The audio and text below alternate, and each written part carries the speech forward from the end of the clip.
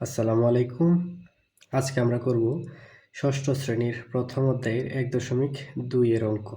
এই ১.২ এর অঙ্ক জানতে হলে আমাদের প্রথমে কিছু জানতে হবে, তা হচ্ছে কোন সংখ্যা কত দিয়ে বিভাজ্য, কোন সংখ্যা কত দিয়ে নিঃশেষে বিভাজ্য, ২ দ্বারা বিভাজ্যতার শর্ত কি। ২ দ্বারা বিভাজ্যতার শর্ত হচ্ছে কোনো সংখ্যার একক স্থানীয় মান যদি শূন্য অথবা জোড় হয় তাহলে সংখ্যাটি ২ দ্বারা বিভাজ্য। যেমন আমি ধরে নিলাম কোন একটি সংখ্যা হচ্ছে এইটা। এখন এই সংখ্যাটির একক স্থানীয় মানটি হচ্ছে জোড় সংখ্যা, সুতরাং এই সম্পূর্ণ সংখ্যাটি আমাদের ২ দ্বারা বিভাজ্য। এখন ধরে নিলাম কোন একটি সংখ্যা হচ্ছে এইটা। এখন এইখানের একক স্থানীয় অঙ্কটি হচ্ছে একটি বেজোড় সংখ্যা, সুতরাং এই সংখ্যাটি ২ দ্বারা বিভাজ্য নয়। আরও একটি সংখ্যা যদি দিই, এইটা ৩০০, এই জিনিসটা হচ্ছে ২ দ্বারা বিভাজ্য, কেননা এর একক স্থানীয় অঙ্কটি হচ্ছে ০। এটি হচ্ছে ২ দ্বারা বিভাজ্যতার শর্ত। এখন আসি ৩ দ্বারা বিভাজ্যতার শর্ত কি। ৩ দ্বারা বিভাজ্যতার শর্ত হলো কোনো সংখ্যাগুলোর যোগফল যদি ৩ দ্বারা বিভাজ্য হয় তাহলে সংখ্যাটি ৩ দ্বারা বিভাজ্য। কেমন? কোনো সংখ্যা আমি ধরে নিলাম এটা হচ্ছে কোনো একটি সংখ্যা। এখন আমাদের শর্ত হচ্ছে এই সংখ্যাগুলোর যোগফল যদি ৩ দ্বারা বিভাজিত হয় তাহলে সংখ্যাটি হচ্ছে ৩ দ্বারা বিভাজ্য। এই যোগফলটা কত? যোগফল হচ্ছে ১৩। ১৩ কি ৩ দ্বারা বিভাজ্য হয়? হয় না। সুতরাং এই সংখ্যাটি কি ৩ দ্বারা বিভাজ্য নয়। এখন আরও একটি সংখ্যা যদি ধরি ৫২৫, এই সংখ্যাটার যোগফল কত হবে? যদি ধরি ৫ যোগ ২ যোগ ৫, এটি কত? ১২। এখন এই ১২ কি ৩ দ্বারা বিভাজ্য নয়? হ্যাঁ, বিভাজ্য। ৩ ৪ ১২। এই ৫২৫ সংখ্যাটি ৩ দ্বারা বিভাজ্য। এখন ৪ দ্বারা বিভাজ্যের শর্ত কি?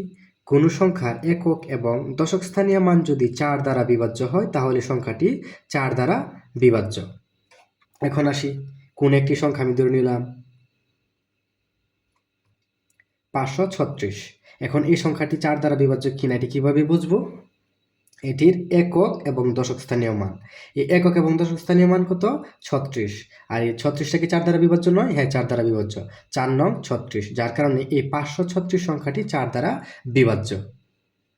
এখন পরবর্তী যে সংখ্যাটা সেটি হচ্ছে ৫। আমরা কি কি দেখলাম? ২, ৩ এবং ৪ দ্বারা বিভাজ্যতার শর্ত দেখলাম। এখন দেখবো আমরা ৫ দ্বারা বিভাজ্যতার শর্ত। শর্তটা কি? কোনো সংখ্যার একক স্থানীয় মান যদি ০ অথবা ৫ হয় তাহলে সংখ্যাটি ৫ দ্বারা বিভাজ্য। যেমন আমরা যদি কোনো একটি সংখ্যা নেই ৫ ৫ ০ ৫, এখানে ০। এখন এই এত বড় একটি সংখ্যাটা ৫ দ্বারা বিভাজ্য হবে কি হবে না, এটার আমরা কিভাবে বুঝতে পারবো? এটার একক স্থানীয় সংখ্যাটি কি? একক স্থানীয় মানটি হচ্ছে ০, যার কারণে এই সম্পূর্ণ সংখ্যাটি হচ্ছে ৫ দ্বারা বিভাজ্য। আবার যদি ধরি ৫ ৫ ৬ ৭ ৮, এখানে আছে ৫। এই এত বড় একটি সংখ্যা কি ৫ দ্বারা বিভাজ্য কিনা এটা কিভাবে বুঝবো? এই যে এখানে একক স্থানীয় মানটি হচ্ছে ৫, সুতরাং এই সম্পূর্ণ সংখ্যাটি হচ্ছে ৫ দ্বারা বিভাজ্য। এই গেল আমাদের ৫ দ্বারা বিভাজ্যের শর্ত। এখন আসি ৬ দ্বারা বিভাজ্যের শর্ত কি। ৬ দ্বারা বিভাজ্যের শর্ত হচ্ছে কোনো সংখ্যা যদি ২ এবং ৩ দ্বারা বিভাজ্য হয়। আমরা একটু আগে যে ২ এবং ৩-এর শর্তটা দেখলাম, ঠিক সেটাই।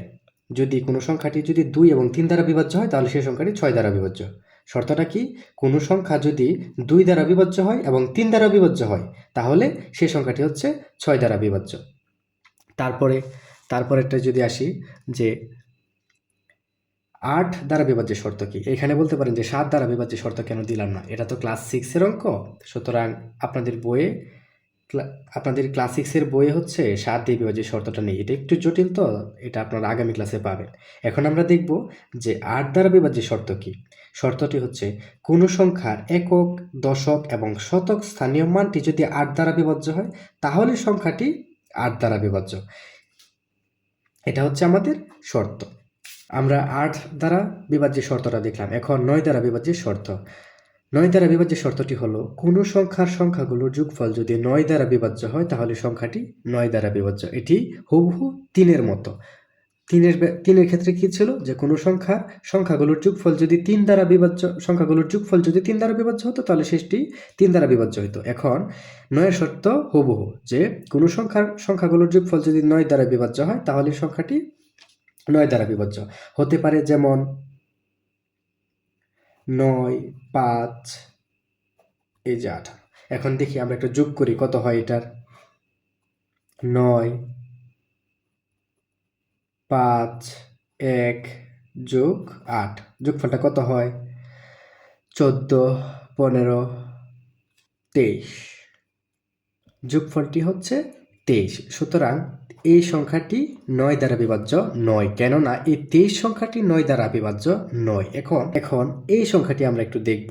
এই সংখ্যাটি হচ্ছে, এই সংখ্যার যোগফলটা যদি একটু দেখতে চাই, 5 যোগ 5 যোগ 8 সমান সমান হচ্ছে 18। এই 18 কি 9 দিয়ে বিভাজ্য নয়? হ্যাঁ, বিভাজ্য। 9 দুগুণে 18। সুতরাং এই 558 সংখ্যাটি একটি 9 দ্বারা বিভাজিত সংখ্যা। এই সংখ্যাটি 9 দ্বারা নিঃশেষে বিভাজ্য হবে। এটি হচ্ছে আমাদের 9 দ্বারা বিভাজ্যের শর্ত।